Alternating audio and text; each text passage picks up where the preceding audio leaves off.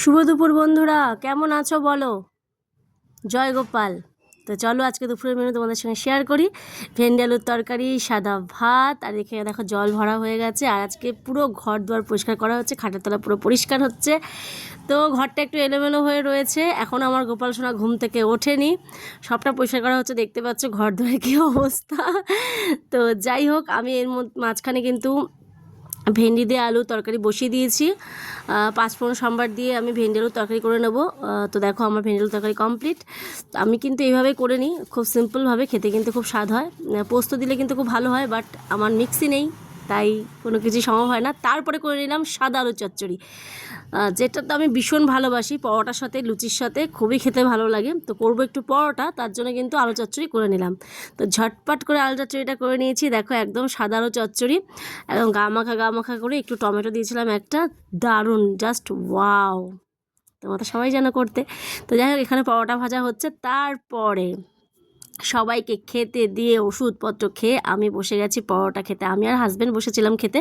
আমার হাজব্যান্ড ভাত খাচ্ছে আর আমি কিন্তু খাচ্ছি পরোটা। ঠিক আছে। সো কার জন্য এত আয়োজন করেছি, অ্যাকচুয়ালি এসেছে হচ্ছে বাবা এসেছে, তো আমার মেয়ের বন্ধু এসেছে। তো ভাবলাম কি করব সকালবেলা। ঈশ্বর আবার খেতে, মানে বাবা খেতে কিন্তু ভালোবাসে পরোটা, লুচি তেমন একটা ভালোবাসে না। তো তার জন্য সকাল সকাল পরোটাটাই করা হলো। আর সবাই ভাত খেয়েছে, মেয়েও তো একদমই পরোটা পছন্দ করে না, ও ভাত খেয়েছে। তো যাই হোক, আমাদের খাওয়া দাওয়া হয়ে গেল। তারপরে দেখো বাসন, ও মাই গড, শুধু খেলে হবে, বাসনও তো মাজতে হবে, কি বলো বন্ধুরা? তো চলো চটপট করে বাসনটা মেজে নিই। আর এদিকে দেখো ছেলে পড়াশোনা করছে, এই যে যাকে তোমাকে দেখাবো ভাবছি, এই দেখো কে এসেছে। গোপাল সোনাকে তো তোলা হয়ে গেছে, তোমাকে দেখালাম। এই যে এসেছে হচ্ছে বাবা। তো যাই হোক, এখন হবে দুপুরে রান্নাবান্না। তো কী করব? পোলাও করব ঝটপট করে।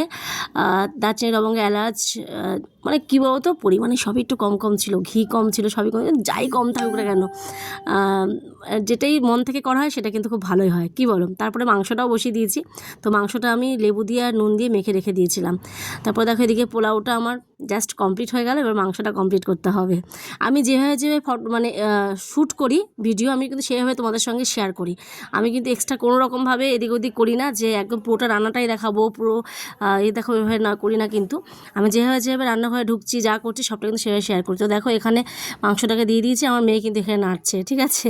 আর একটা জিনিস ভাববে, যারা নিজেরাই রান্না করছো, নিজেরাই ভিডিও করছো, দেখবে নড়ে যায়, মানে এক হাতে ক্যামেরা থাকে তো ঠিক মতো করা যায় না ভিডিওতে। যায় তোমাদের ভিডিওটা কেমন লাগলো অবশ্যই জানিও। টাটা, বাই বাই, শুভ দেখা হচ্ছে নেক্সট ভিডিওতে।